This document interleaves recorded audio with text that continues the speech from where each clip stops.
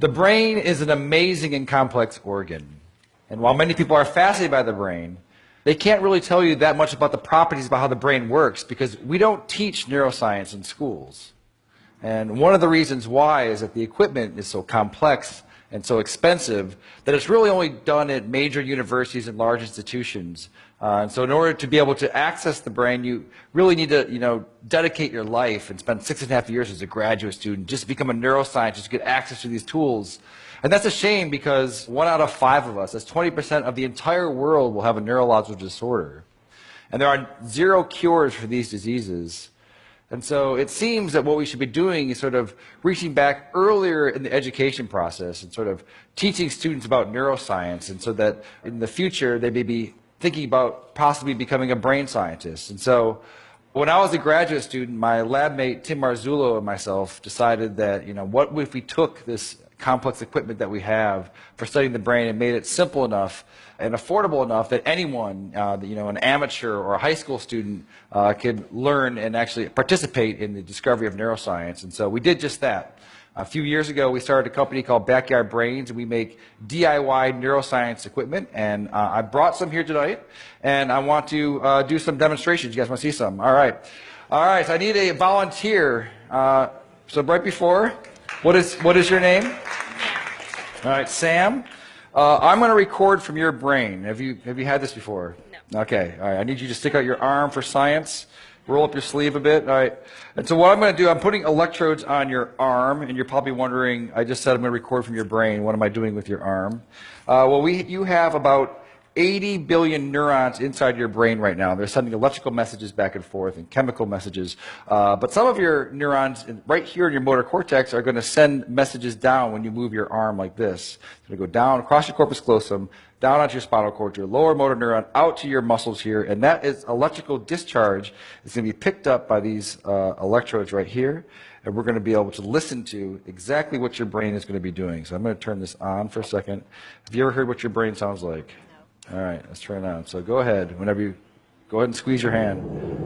All right, so what you're listening to, so this is your motor units that are happening right here. Okay, so let's take a look at it as well. So I'm going to stand over here. And I'm going to open up our app here. So now I want you to squeeze. Yeah, so right here, these are the motor units that are happening from her spinal cord out to her muscle right here. And as she's doing it, you're seeing the electrical activity that's happening here. We can even click here and try to see one of them. So keep doing it really, really hard. Yeah, so now we've paused on one motor action potential that's happening right now inside of your brain. Okay. Do you guys want to see some more? All right. That's interesting, but let's get it better. Okay. I need one more volunteer. Okay. What is your name, sir? Miguel. All right. You're going to stand right here. So Miguel, when you're moving your arm like this, your brain is sending a signal down to your muscles right here. I want you to move your arm as well. All right, so your brain is going to send a signal down to your muscles. And so it turns out that there is a nerve that's right here that runs up here that innervates these 3 fingers. And it's close enough to the skin that we might be able to stimulate that. So that we can do is copy your brain signal that's going out to your hand and inject it into your hand so that your hand will move when your brain tells your hand to move. And so in a sense, she will take away your free will, and you will no longer have any control over this hand, okay? You with me? All right, so I just need to hook you up. All right, so I'm going to find your ulnar nerve, which is probably right around here. You don't know what you're signing up for when you come up and... So now I'm going to move away, and I'm going to plug it into our human-to-human interface over here.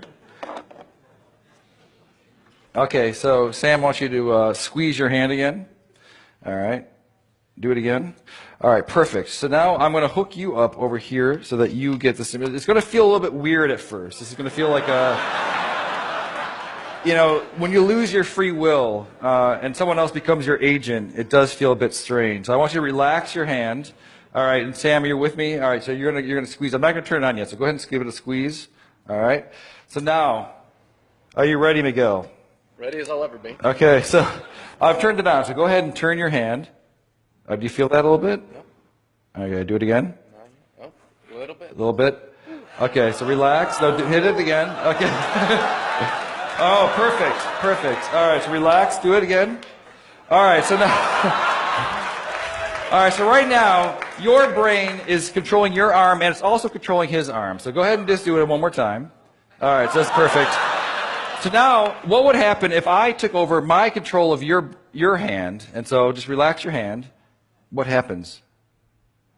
Nothing. Why not? Because the brain has to do it. Now you do it again. All right, that's perfect. All right, well, thank you guys for being such a good sport. This is what's happening all across the world, electrophysiology, and we're going to bring on the neural revolution. Thank you.